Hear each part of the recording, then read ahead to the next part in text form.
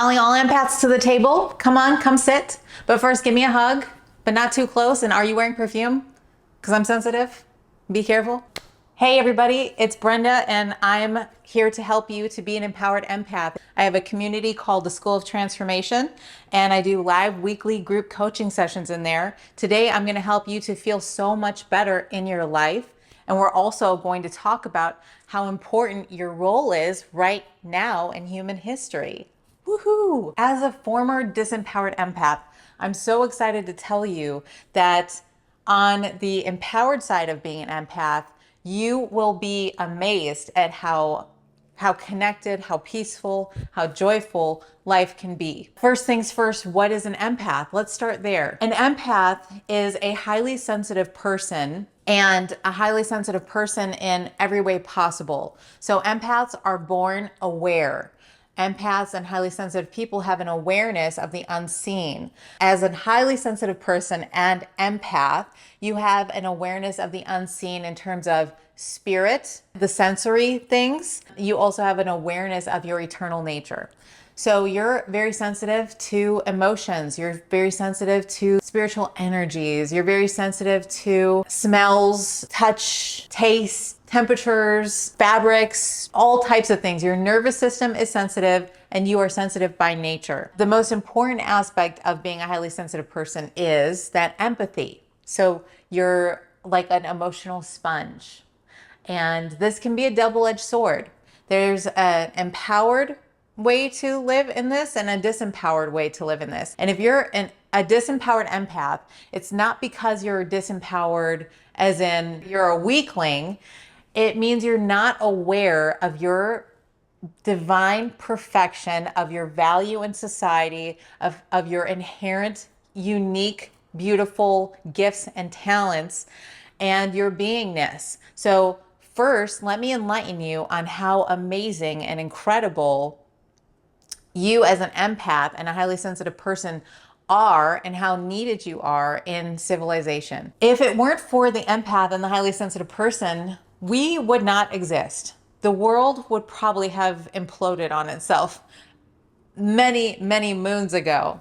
People like Jesus Christ, Buddha, Thich Nhat Hanh, Mother Teresa, therapists, spiritual healers, nature activists, teachers, and artists, and singers, and songwriters, and lots of creators here on YouTube. The empath balances out nature. The empath has a balancing role to the material world. We bring a sanity to an insane world. We're bringing the truth of the eternal to the very fleeting temporal aspects of life. If we're not in our power and we're absorbing the energies of other people, we can experience lots of disharmony and imbalances. Some of the imbalances you might experience as a disempowered empath are chronic health conditions like autoimmune issues. I personally had to have a history of autoimmune issues when I was very out of balance. You might experience digestive issues. IBS is really common for empaths. Our nervous systems are kind of wired into fight or flight sometimes, and it messes with our digestive system.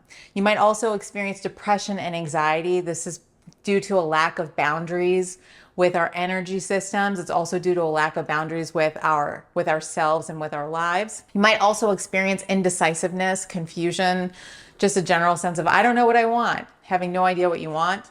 That's very common for the disempowered empath. And the last little thing I'll mention is just a general feeling of overwhelm and an incapableness of facing, certain situations, like a fragility, we'll call it, just a fragility. Another way to put it would be kind of a low tolerance for stress. So stepping into our power, how do we step into our power? We step into our power by realizing that what's normal for other people is not normal for us. If you are an empath or a highly sensitive person, what's normal for other people who are not highly sensitive doesn't matter. It has no bearing on your life. What you need to do is what you need to do. So I want to just give you a rough rundown of your body, mind, and spirit as a highly sensitive person, setting up boundaries for yourself in body, mind, and spirit. The very important boundaries to set for your body are eating healthy food and taking care of yourself. You're like a singing bowl, and a very delicate singing bowl. Not fragile and not like, oh, like you need to be handled with white gloves, but you need to honor your body's sensitivities, and highly sensitive people need to eat healthy food. They need to honor their body. They need to also be aware of drugs and alcohol and the effects that drugs and alcohol have on your system. Even medications, like certain medications, your doctor might be telling you, you got to take this, and you take it and you feel terrible. You got to honor that. And then also movement. We got to move our body enough. That's very, very important.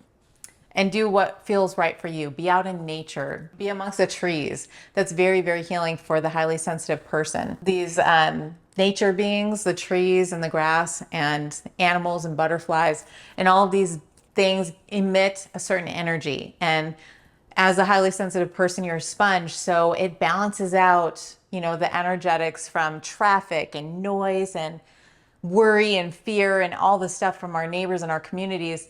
We balance that out with nature and absorbing the peace and the suchness of beautiful nature. Getting into spirit. When we are listening and in touch with our spirit, we start to honor the sacredness of life, and we start to honor the sacredness of our worth, how sacred you are. When we are not in touch and fully integrated with our eternal nature, we lose track and we start to attract energy vampires and narcissists.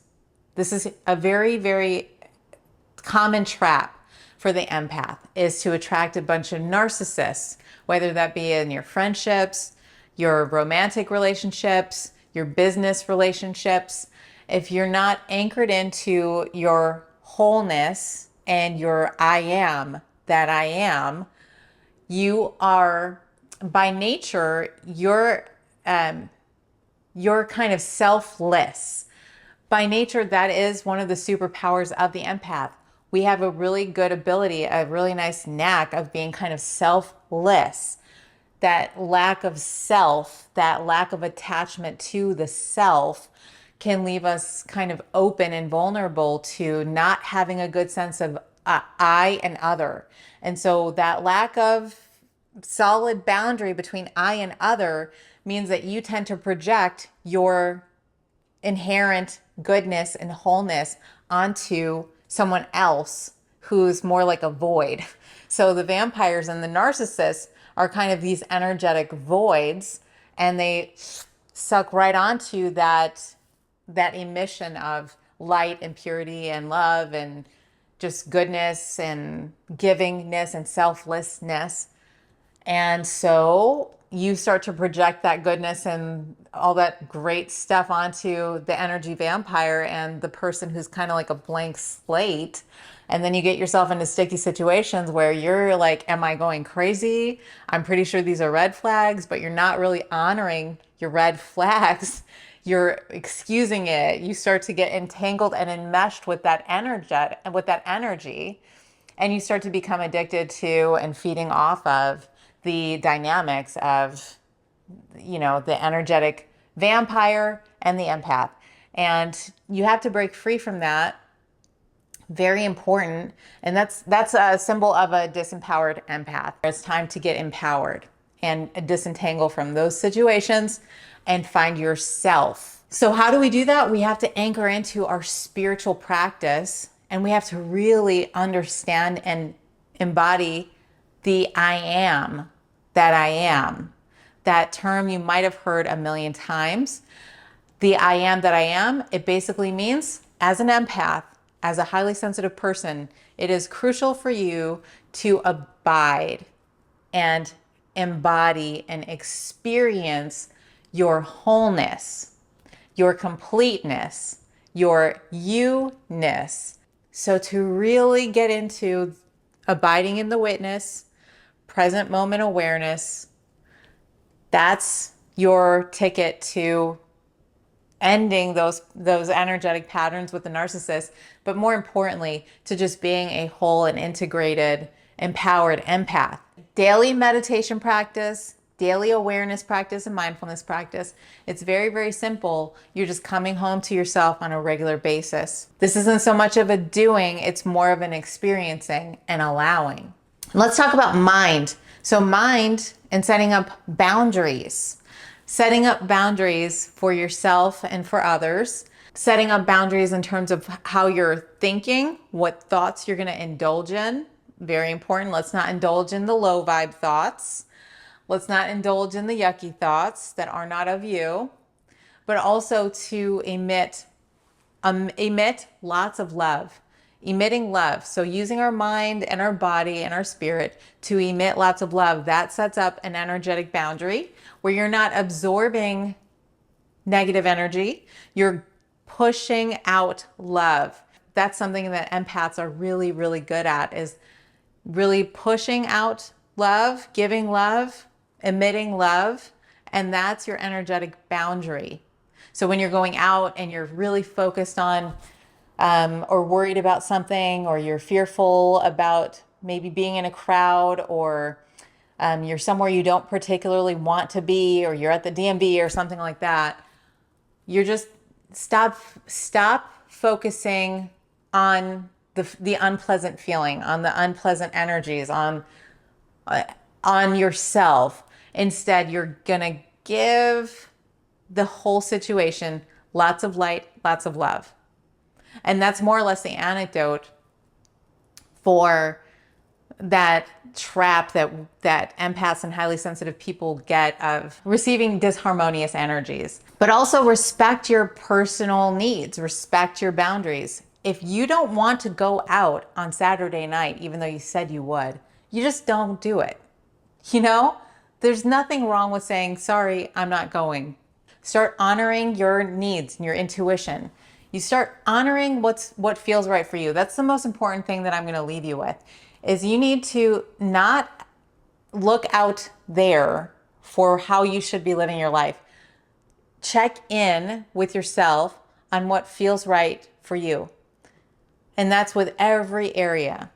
The more that you turn inwards, the more you start to take action that's more aligned with you, the more you trust yourself, and the more energetically in balance you become. And that's the empowered person, really, but it's also the empowered empath and highly sensitive person. All right, guys, so that's going to do it for today's video on how to be an empowered empath.